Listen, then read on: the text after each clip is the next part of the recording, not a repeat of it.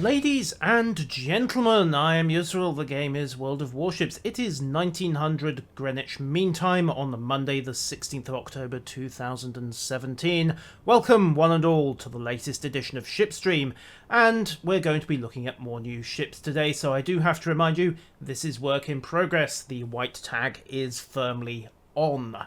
You may, however, remove your seatbelts and move around the cabin at your leisure. Not there's much of a cabin to move around with, sorry, this is a Japanese battleship, crew quarters were never high on the priority list for them. This is the Japanese work-in-progress premium Tier 7 battleship, Ashitaka. We gave her a quick airing and company with I.L. Grey and Streffs Thursday of last week. Still don't have the Eigler, by the way, she has been pulled from this run of the test cycle, so that's the way of things. We'll get to her eventually, but the Ashitaka is the first focus for tonight's stream. And I have an idea on what we can do to fix her, because we saw how it went last time. Trying to play her like a conventional battleship got utterly wrecked. This is a 1920s hull at Tier 7, so if you get up tiered to Tier 9, you're facing 1940s powerhouses like the Tirpitz, the Iowa, even paper designs like Conqueror and Lion. Well, you shouldn't face Conqueror, not unless you're in a failed division, and if you are in a failed division, then that's your own fault. Sorry, my sympathy is extremely limited, and in fact pretty much nil. So, what do we do about this? Well, we can't do much about the armour.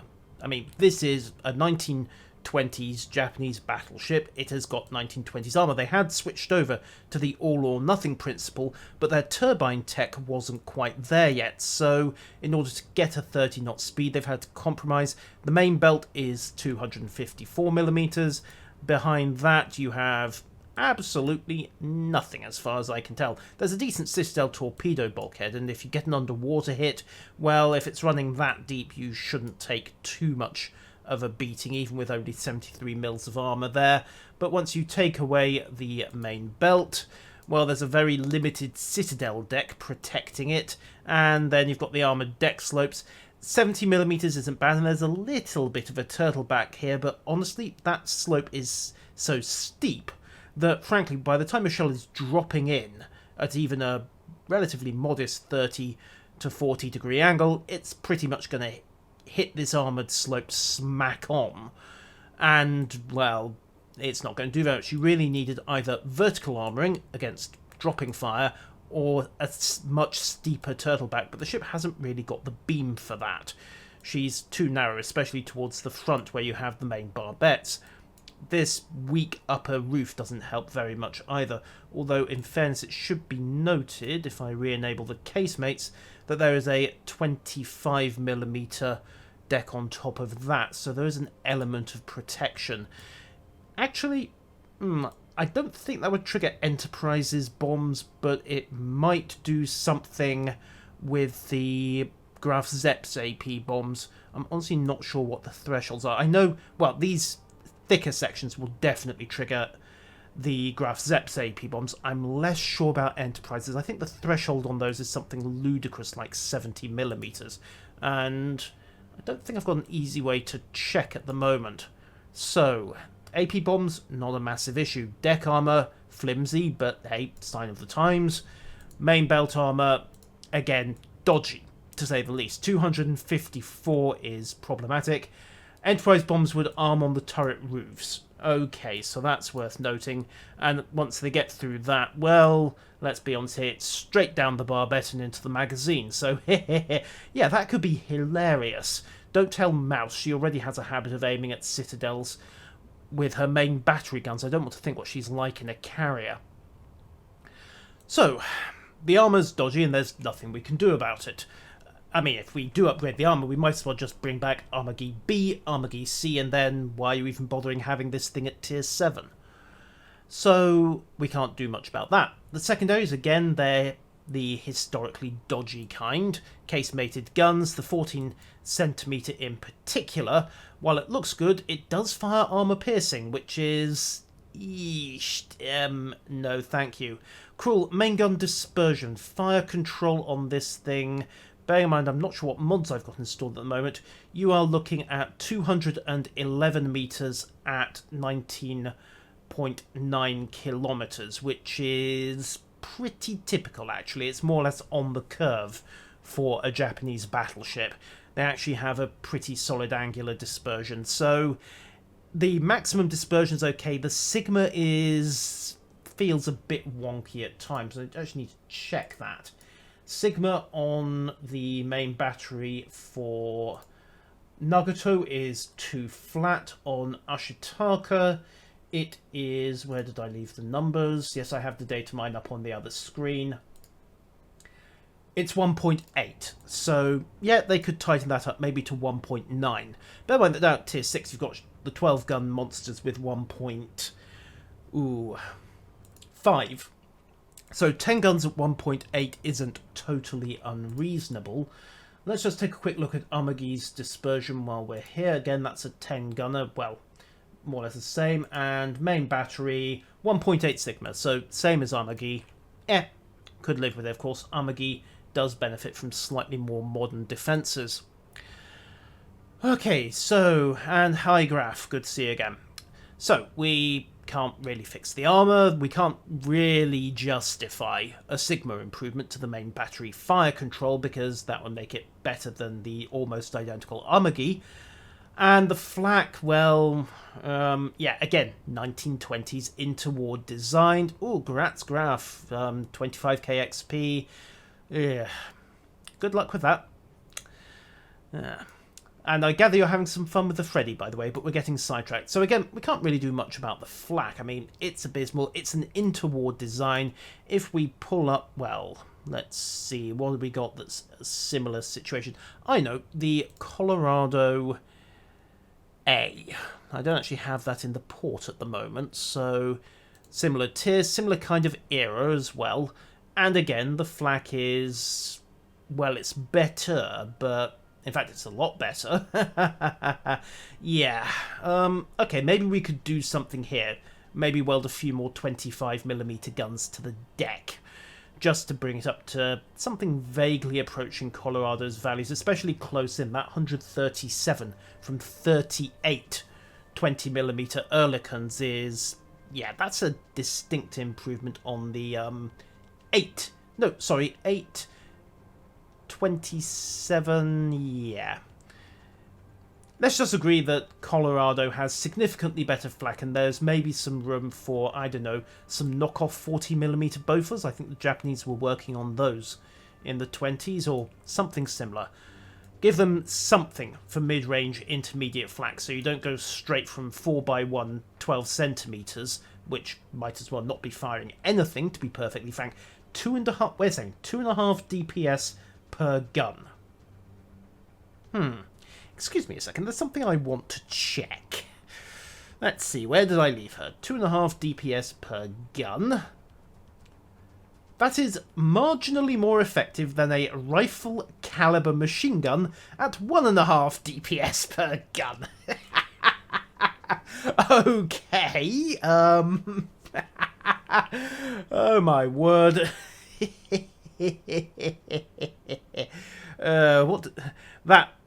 yes, have your 12cm gun, have your guy with the machine gun. Oh, Lord. Okay, maybe buff the 12cm in their anti-air roll just a little.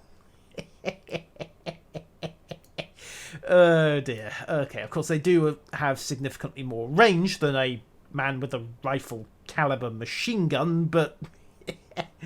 oh dear. Right, okay, so that's a point for improvement. Buff that up just a little. 40,000 doubloons. Yes, Cruel, I dropped some money on some Halloween boxes and got rather lucky. That's not actually doubloon drops, that's duplicate camouflages. But yeah, what can I say? Anyhow, getting back on topic. Concealment, pagoda mast, nothing to be done about that. Well, maybe tweak it a little. I mean, it's not as bad as Fuso. The Goddess of Misfortune still has this hypothetical tier 7 beat well and truly. And Yes, that pretty much takes us down through most of the possible changes. So that's a couple of points for improvement. Mid-range flak, just give it something in the 40mm bracket. I know offhand the Japanese were working on, as I say, a knockoff, well, knockoff is the wrong word, license-built copy of the Bofors. I think just about everyone was at that point in history. And let's see, did they actually have homebrew?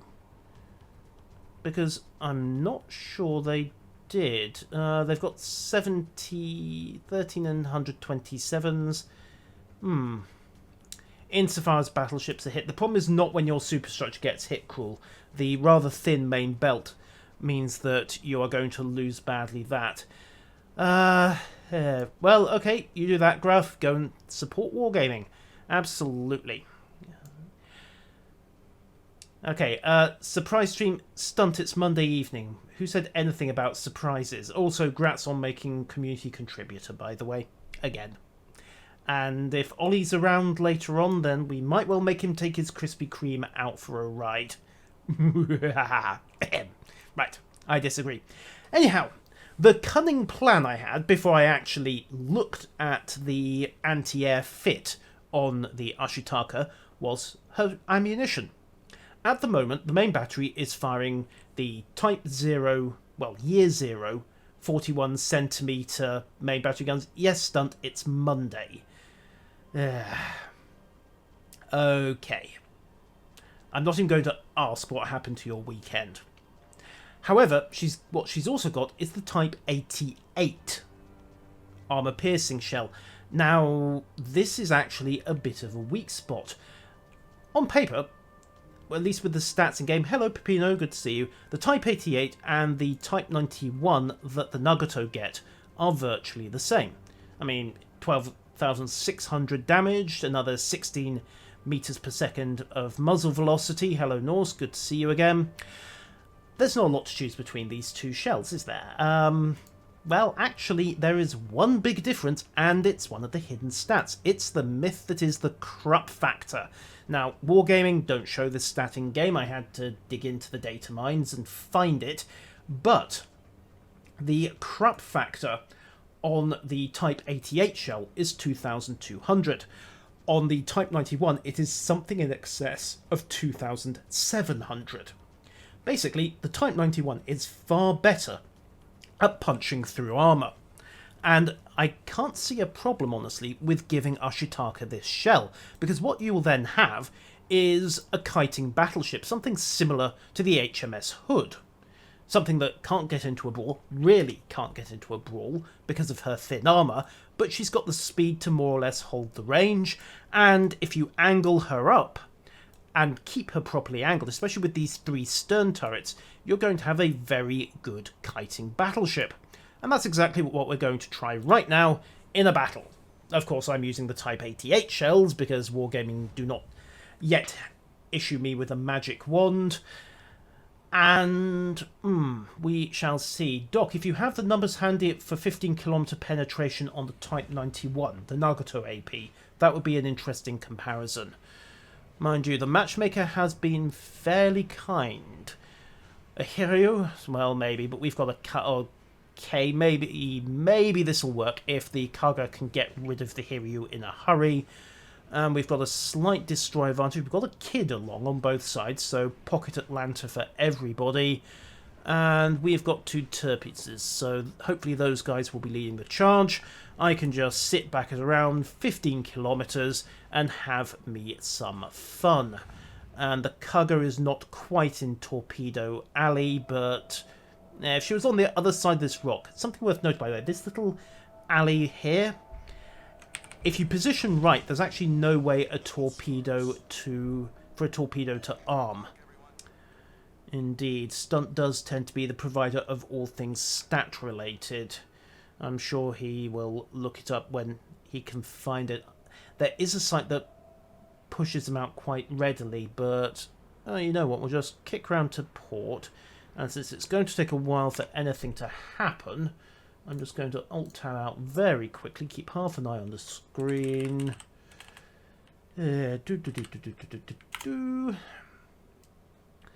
Pretty sure. I think it was Wow's Blitz that did the penetration values. So let's just wander over to there. Wales Blitz, Nagato.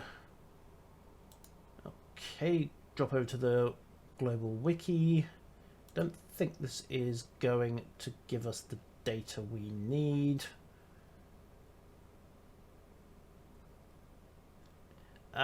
No, I actually moved my stream a couple of weeks back, so it's always 7 PM GMT now. Also remember the clocks went back. So if you're still on summertime, you lucky sods, then I have essentially shifted to an hour earlier than usual. But I'm still trying to find these range and penetration cross references. Well, stats and numbers, V6. Can't actually see it at the moment, and we are about to engage. The other thing they could consider doing, of course, is giving it a spotter plane, just for a bit more range. I'm not actually sure if the baseline Armagi had one. Ah, right, that is exceptionally handy. Unfortunately, I'm going to have a little bit of difficulty actually getting to it at the moment. So, well, this carrier is busy mugging a destroyer. Ooh, that's one. And, oh, he torpedo beated the second run. Now, where's the rest come from? Because there's a second bomber wave that's got to drop yet. Come on, we can't see it. We can't see it. He's circling. Kagura is desperately twisting and turning, but is he going to be able to pull it off? Bombers are looking for blood as well. Okay, there were the bombs. That was a torpedo hit, and he will be flooding, and the destroyer is toast. Literally, as it happens. Okay, so one Kagura gone. The kid has been caught napping, which just leaves the Fubuki, the Gator, and the kid to worry about from a torpedo standpoint. Yay! Thank you, Magnus. I appreciate the loyalty. Right. So, at the moment we've got this Dirty Great Island away. I've got a few more seconds to try to get this link. Right, just tracking the link now. One of the nice things about these streaming software is if you put a link in the chat, I can actually just click on it. So, let's see. Zhao, Hatsuharu, Sharnhorst, Bayern. Where is this? Ah, here we are. Nagato and Amagi. Right, so 1,500 meters. Looks like an estimated 500 millimeters penetration. That's the difference the corrupt factor makes. So, yeah. As I say, give her the Type 91 shell. See how she does. Now we have, speaking of Nagatos, we have one to aim at. Right, and also she's aiming at me. So let's angle up to begin with. Of course, I'm actually doing exactly the wrong thing at this point, but okay. Snapshot work. That was actually slightly blind, and he's not targeting me. So what I'm going to do is what I suggested. I'm actually going to turn. Am I about to pull an unintentional Notza here? Possibly, maybe, but I don't think he's got much of a battery left. He's angling as well. Sod it. Rounds out. Even if we do Notza here, we are going to be behind a rock, so... Ouch! Like I say, she really cannot take a hit. Let's just patch up the worst of that. I don't even think that was a Citadel. I think that was just into the options. Doc, that's the problem. If you buff the Type 88, you buff Mutsu down at tier 6. And she's got... She's already got a good chunk of punch for a... for a tier 6 battleship, so I'm a little loath to buff her. I want to try and minimise the unintended side effects here. So, right, we're now in a position to kite away. Can I get a snapshot on that Leander? No, there's a dirty great island in the way. Okay. Improve the angle, match target. 11 seconds time of flight, target doing approximately 27 knots, and turning. Eyeballs. And then angle away. Oh, and there's the Fubuki.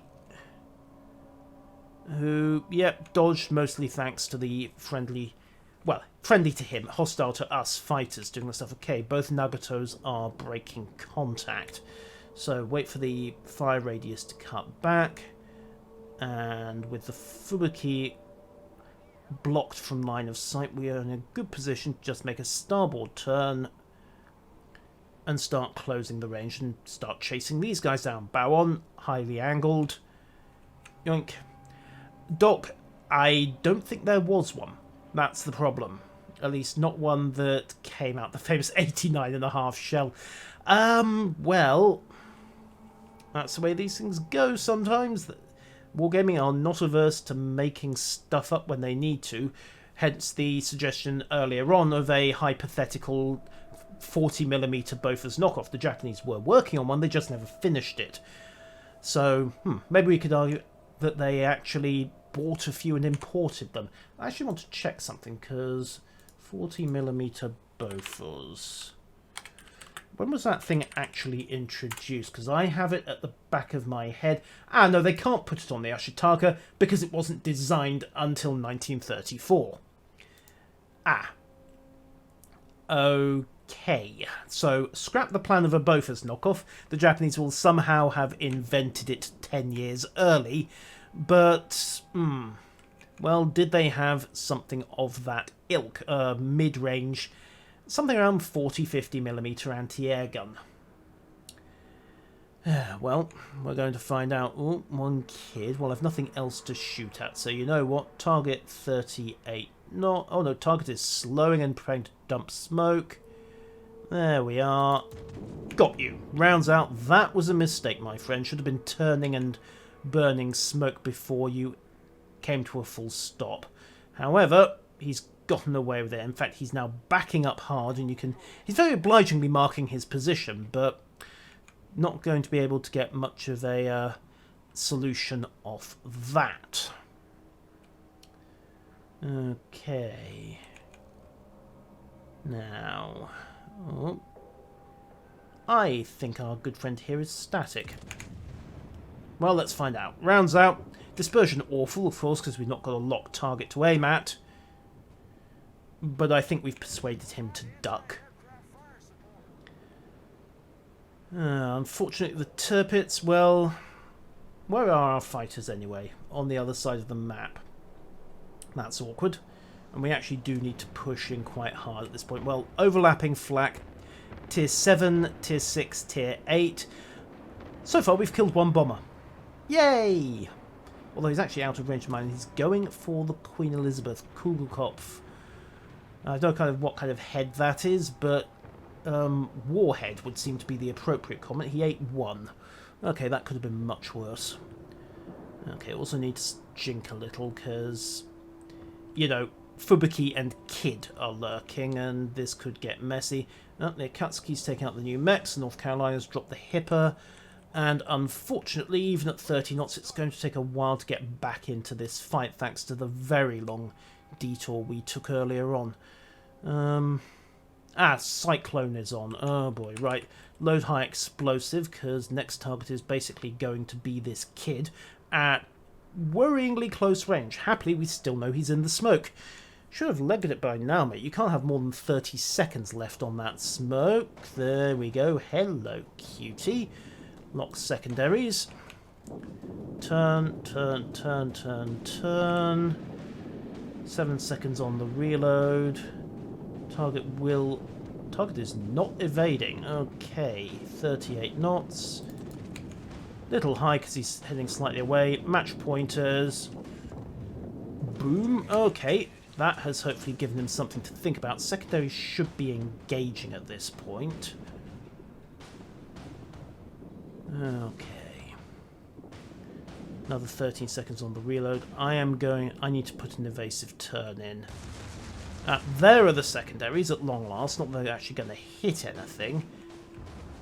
Why has this guy not launched? I mean, I know he's only got one tube, but... oh, the hell with it. Rounds out again. Oh, that looks good. Thank you! Right.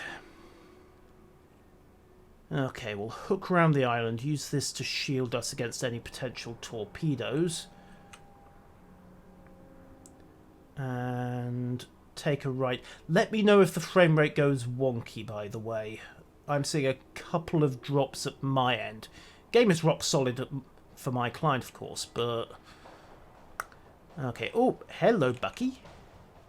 Oh, hello. Good thing I've still got high explosive in the breach. Fine, just pull the trigger. Okay. Oh. While we're having fun over here, I need to get back on the mission. I kind of like the new tech tree as well. It's just a little bit neater and more readable. It's strictly personal opinion, of course. I mean, I think some of the camos are hideous, but there are going to be people who swear by those as well. But where is... Oh, I think we just skidded straight past the enemy. Ooh, the Hiryu just ate the Hatsuharu. That's unfortunate. Okay.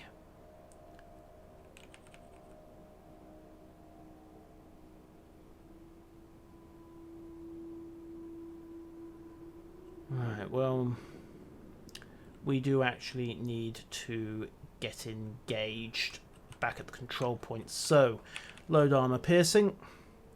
Start racking the guns round to starboard because that's where we expect to encounter. And I don't like this cyclone for this reason, because it means I'm going to have to take the Ashitaka in close and personal. Maybe they could compromise the graph. Maybe they could thin the border down by, say, 25%. That would certainly be worthwhile. Okay, so the Turpits just took down the Nugget, the Monarch. That gives us a little while longer to close up and start taking some control points back, but the Queen Elizabeth is almost gone. And we're about to lose... Yep, there goes Kugelkopf. Right. Okay, start turning, start turning, start turning. Torpedoes coming in. Turn, turn, turn, turn, turn, turn, turn, turn, turn. Reverse engines. Oh, I'm going to eat one on the nose. Ooh. Torpedo beat good. Ship beat not so good. Artillery beat definitely not good. Sorry, sorry, sorry, sorry, sorry. Get the main battery round. Fire everything.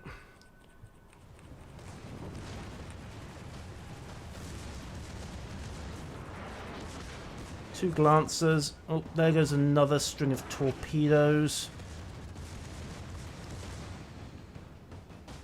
Okay, get angled.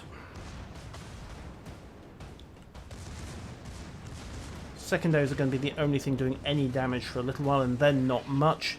Let's just hope he makes a mistake and underestimates my firing angles, for example. Okay, right. Kill that fire quick. That buys us another little bit of time, and we've actually managed to dodge another torpedo salvo completely by accident. That was a close quarters. Huh. Oh well, surprises will never cease. Okay. The Cleveland really needs to get rid of that Bucky, but well, it's just going to have to be in and through at the moment. 3 on 3. Okay, Kaga, I really, really need some fighter cover at this point. Okay. Now here's going to turn back. There we go, there's the drop. Reverse power, turn in. Then accelerate. Keep accelerating, keep accelerating, keep accelerating. Going to eat the whole slew of this. And pop a heal, and I don't have a repair party. I shouldn't have killed that single fire. Damn it, I thought I wasn't engaged. Nuts. Never ever engage Damcon for a single fire ever. Right, okay, unlock armament. Oh, haha, I'm not dead yet. Right, I will go and wind some settings back in that case. Okay, unfortunately I do, because I made such a hard turn to dodge, Also, I'm going to load armor pier. High explosive. I made such a hard turn to dodge earlier on that I now can't actually get into the control point. And we've still got to really hunt down and kill a couple of the destroyers. Sharpish. Oh, there's the Hiryu. Gads. And if I had armor piercing ready to go. Okay, well, 950. I'm actually going to hold target on the Hiryu. As much as I want to fire on it, I want a shot at this Fubuki first. Yeah. Because that we can kill. That will buy us the points we need.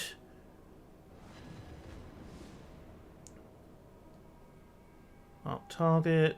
Target evading. Oh, that's going to miss. Maybe. Unless he turns way too hard to evade and goes back across the line of fire. Crunch. Okay. Start patching up again. 974. Okay, armor piercing on the next salvo after this one, because our other option is actually going to be to do a quicker job of murdering the Hiryu. 983, but we need a kill, and we need a kill basically in the next 15 seconds. Bugger. We're going to be beaten by a smoke cloud. I think that's the only way to sum it up. Oh, got a hit.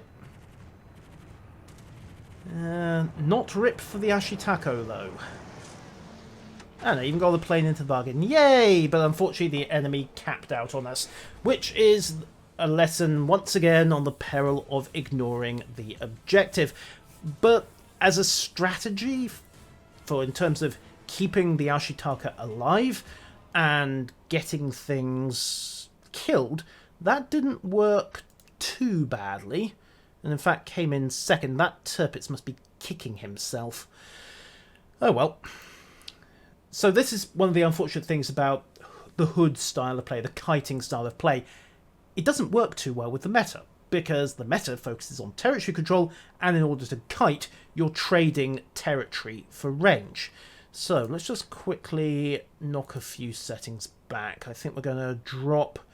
Let's drop the anisotropic down to 4 times, and we'll drop the reflections to medium, and I think we'll drop the foliage back to medium as well. That should hopefully get us a bit of a frame rate boost without things going wrong. Yeah, so, as I say, if I'd had aren't the objectives of DDs to take, you'd think so, Norse, but the objective cares not. It just cares whether it's red or green. And if it's red and there's no one else around, well, you better get ready to man up and take it yourself.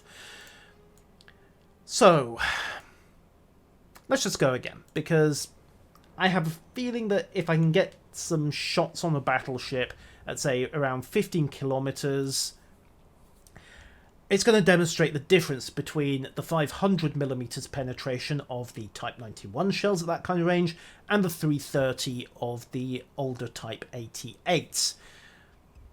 And, oh goody, no carriers and lots of destroyers. I don't like this, but no carrier. And only one top tier. Yes, but given the choice between not pushing and losing, and pushing and potentially losing, I will take pushing every single time.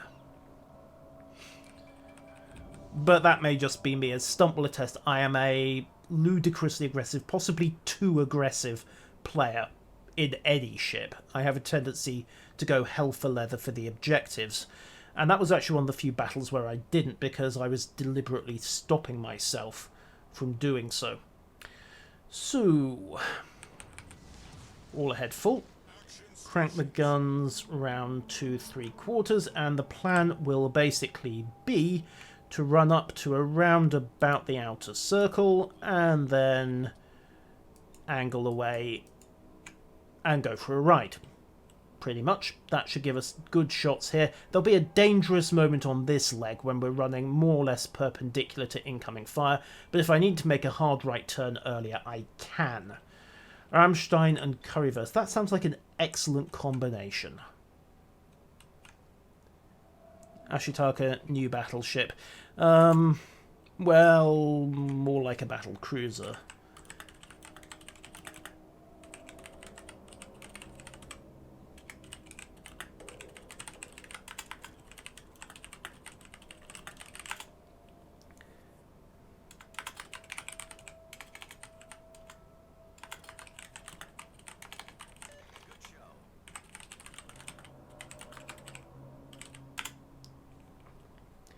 Right, and now that we're done explaining that, let's get on with it.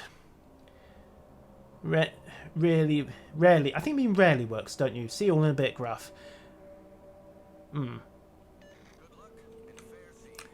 And everything I've got to test tonight is either tier 6 or tier 7, so it's in the matchmaking for a... well, it's not in the matchmaking for a Freddy, but there you go. Okay, so we have a Queen Elizabeth Bower. Well, I can overmatch that. Do I have a better target? The Akatsuki is still behind the island. Everyone else is out of range, and you know what? Sod it. Let's see. 25 knots, 45-degree angle. Halve that down to about 15. Time of flight 7 seconds. Rounds out. Okay, time to angle away. Get this. Whoa, who left the destroyer around the left flank? Just see where those go. The answer is they hit the sea. Yay! There's the Gnevny. Turning away. Oh, a couple of early clips. Battleship rounds coming in. Remember, I actually don't mind losing the front 2 turrets as a firing solution here. And target is now crawling along. Hit it again. And then if I can get a shot on the Gnevny, no such luck. But the problem is, of course, now I'm heading right away from the objective at 30 knots. 2,000, okay. And it's so very tempting just to open the angle a bit to get the forward turrets into play. How do I think my aim's improved? Did you watch the last game? Okay, let's do this by the numbers. Queen Elizabeth battleship, top speed 25 knots plus or minus 5/6. Time of flight 10 seconds. Estimate 2/8. Tag target turning, rounds out. And target is holding course. Let's just watch these down. It's getting better when I remember to do it by the numbers.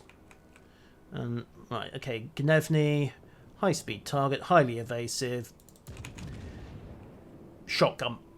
Because that thing can jam the rudder so hard between one moment and the other that it really doesn't matter how I aim. I just point the guns in the approximate direction and hope for the best. Okay, ooh, Leander's ducked behind. Other Leander, however... Let's see, target speed 32 knots, 12 seconds time of flight. I don't think he's doing 30 knots. I honestly don't, but you know what? Give it the lead and see where it goes. Also, start a hard port turn. You know what? He might have been, but I think he's slowing now. Rounds coming down. Yeah, he turned in slightly, so I got my elevation long. Yeah, I'm still doing it, as someone pointed out quite nicely. Ah, there's the Akatsuki. Well, you're a long way from home, aren't you, Missy? Oh, secondary's engaged. Well, that explains where that last torpedo salvo came from. Prep high explosive to follow. Bow in to the rest of the enemy. We need to get rid of this little nuisance first. I'm going to cut to 3/4 speed, just so she doesn't break contact. This guy must be... This guy is either very stupid or very clever and is out for blood. Not that it really matters. Match pointers. Wait for the other turrets to crank. Rounds out. Broadside to a battleship? Yeah. Oh, well, that's persuaded him to duck, so we'll take the opportunity to just disengage and leave him in the dust. Of course, now I do have high explosive in the breach, so that could be tricky, but... And also torpedoes astern, so let's just kick this over. Get some torpedo beats on. There we go. Nicely avoided. Well, except for that trailer there. Chop speed, let them get past. There we go. And the Gnevny's gone. Right, and well, there he's cursing his luck. The Minsk is closing down, and I'm betting this guy doesn't know that the Minsk is chasing him. So you know what? We'll just kick the prep AP for the next round, turn back, wait for it, wait for it. Now, in his position, I would have scuttled south by now, especially with that many ships. But now he's got to know about the Bayern and the Iron Duke. He doesn't necessarily know about the Minsk.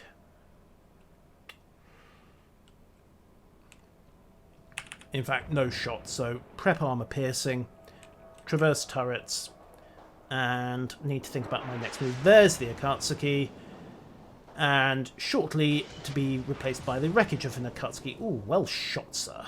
Well shot.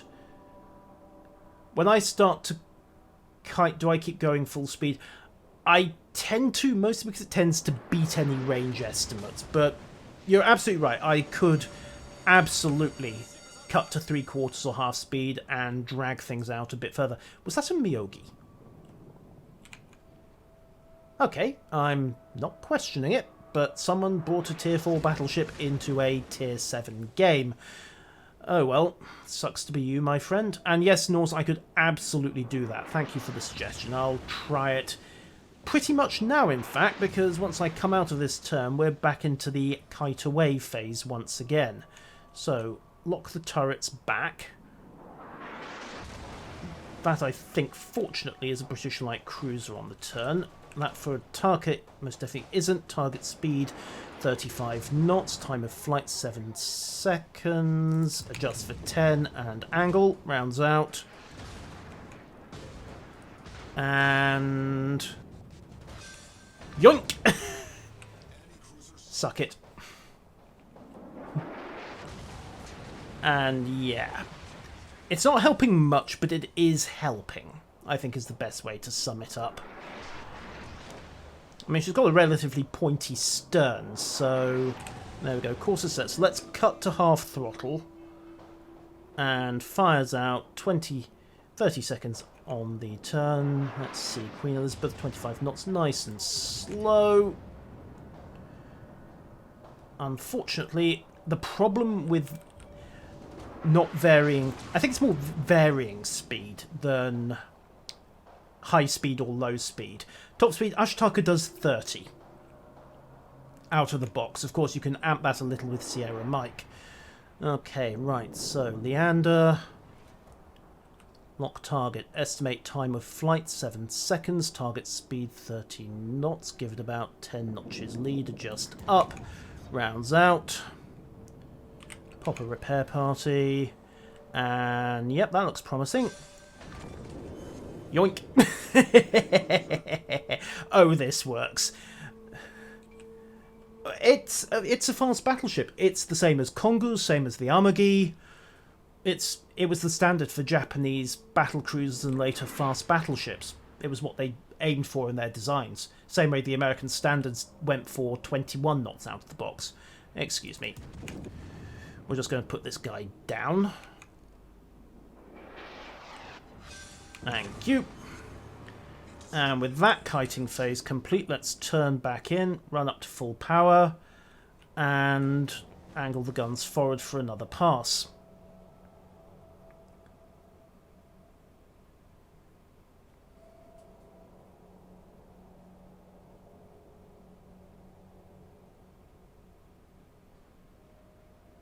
Right, hard over, track forward.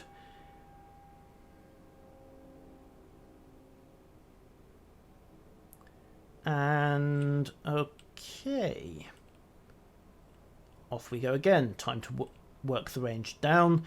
Coffee break time, basically. We're actually undetected. There's nothing in range, and we're pretty much out of range of everything except this Leander on the Delta Echo line, if it's even still there. I think it is. There's nothing else blocking the cap of the second ring that I can see, so it's got to be. And in fact, there's a smoke cloud there, so pretty much a dead giveaway. And Cruel, bear in mind that we're talking Tier 7, Tier 8 battleships. Tirpitz, 30.5, Bismarck, 30.5, Iowa, 33, Missouri, 33. You're into the age of the fast battleship at this point. So 30 knots is actually fairly average for a high-tier battleship. Oh, and there's the Leander. Target is static. Target thinks it's behind an island. Target is going to have a very nasty surprise. Maybe. Come on. Oh. Target has had a very nasty surprise, more thanks to dispersion than my aim. And someone else is going to get that kill. I mean, even the Fubuki's guns could finish the job at this point, but I don't think Bucky is going... No, Bucky is more concerned about torpedo beating than...